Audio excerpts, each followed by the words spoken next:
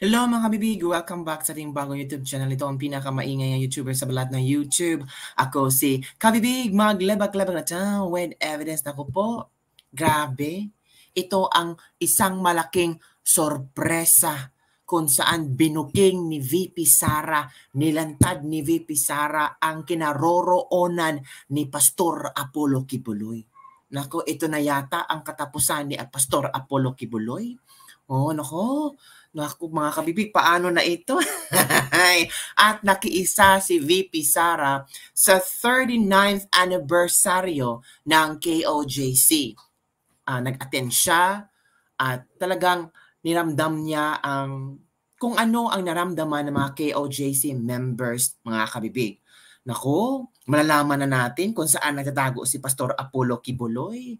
Baka ito na ang hinihintay na link ni na BBM, ni na Abalos, ni na Torre, o ni na Marbel. Baka si VP Sara pa ang magbibigay sa kanila ng heartbeat. Nako. Grabe itong mga Torre-Torre na ito. Naghukay sila ng, tawag dito, isang kuweba sa loob ng college ng KOJC compound. Ano ang nakita nila? Heartbeat na naman. So eto mga kabibig, panoorin natin ang pagdating ni VP Sara Duterte sa KOJC. Ngayon lang talaga. And take note I think si VP Sara lang talaga ang pumuntang, tawag dito, politiko mga kabibig. Ito na. So ang dami naghiway. Sobrang happy ng mga tao si VP Sara. O yan.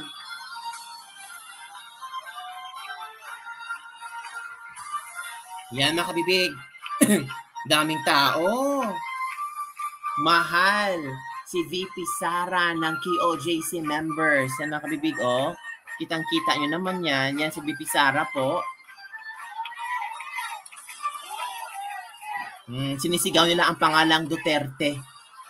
Wala na, 7 million na KOJC members. Kung sino man ang iaangat na mga senador ni VP Sara, sure na sure win sa Visayas at Mindanao. Posible mga kabibigan.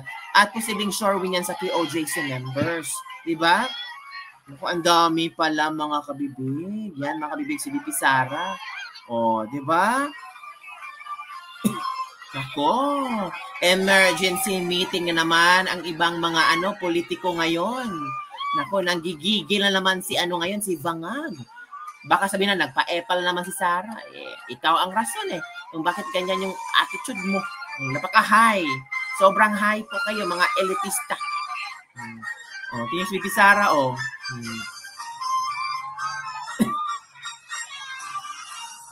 Wow, VP Sara, congrats VP Sara. Dami. Yung kabibig ang dami ng kabibig.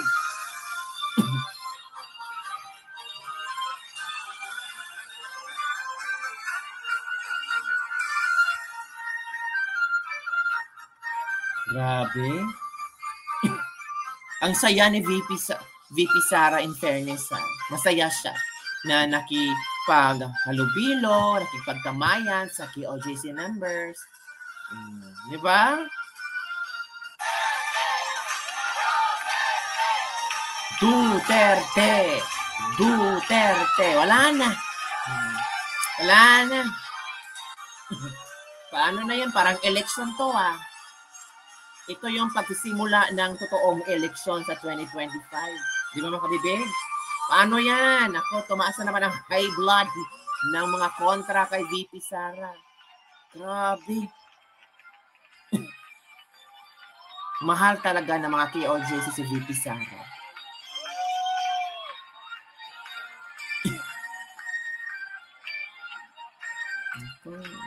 Galit na galit si Tory ngayon. Bakit nyo pinapasok si Mabi naman, gano'n, di ba? Ano kaya ang reaction ng mga pulis dyan? Di ba? Ang saya ng mga pagmumukha ng mga tao sa KOJC, para nakita siya ng liwanag sa mukha ng VP natin. Di ba? May pag-asang dumating KOJC members. nandyan si VP Sara para sa inyo. So yun mga kabibig, pumunta si VP Sara doon sa, tawag dito, pumunta si VP Sara, nakihalubilo, sumama siya. At eto mga kabibig ha, may pasabog si VP Sara. Alam na niya kung saan si Pastor Apollo Kibuloy.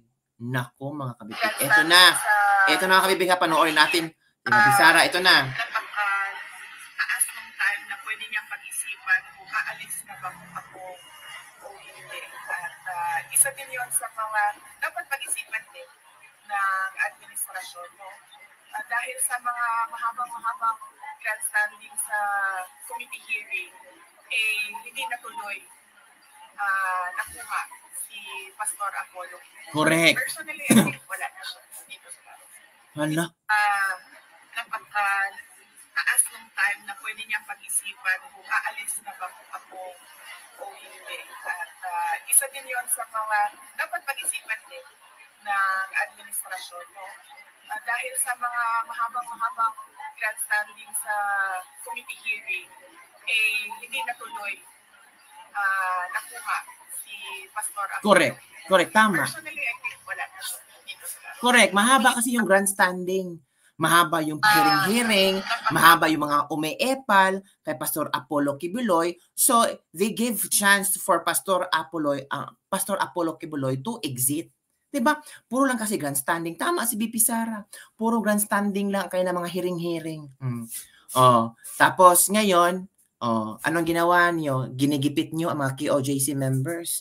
Kung sa una pa lang, yung mga hearing, yung mga grandstanding nyo sa hearing nyo, ay agad inaksyonan nyo para makaantawag dito, maibigay yung gusto din ni Pastor Apollo Kibuloy. Kasi alam naman natin na nanganganib din ang buhay ni Pastor Apollo Kibuloy. May mga request din si Pastor Apollo Kibuloy. Hindi naman siya basta-basta tao lang, simpleng tao na ipatawag sa hearing, susulpot agad. Iba din kasi pastor siya. Marami din siya mga members. So of course, ang mga members are very concerned sa kanyang security.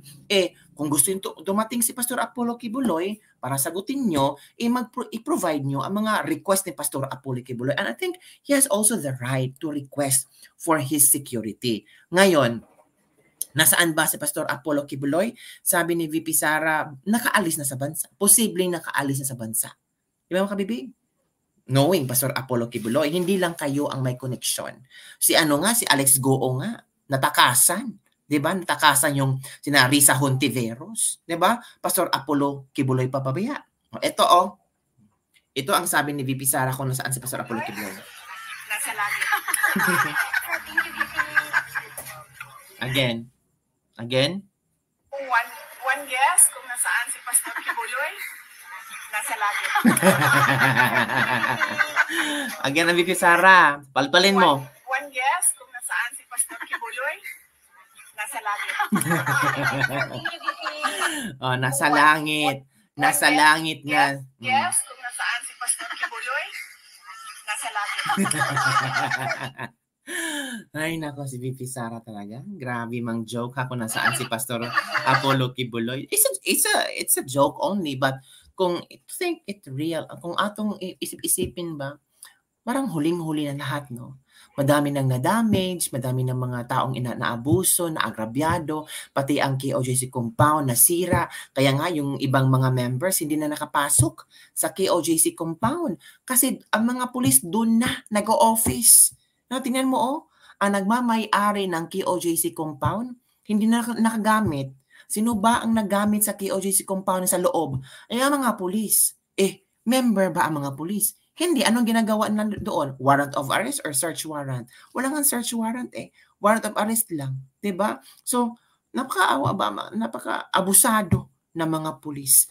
Ewan ko kung na-realize ba nila. Baka sabihin nilang wala kaming kasalanan, ginagampanan na namin ang aming mga trabaho. Trabaho ba talaga? So yun lang mga kabibig ang ating latest libag-libag for today. Don't forget to like, subscribe, and share this video. Niwala ba kayo na si Pastor Apollo Kibuloy ay wala na sa Pilipinas? Or nandun na sa langit? Ayun kay VP Sara.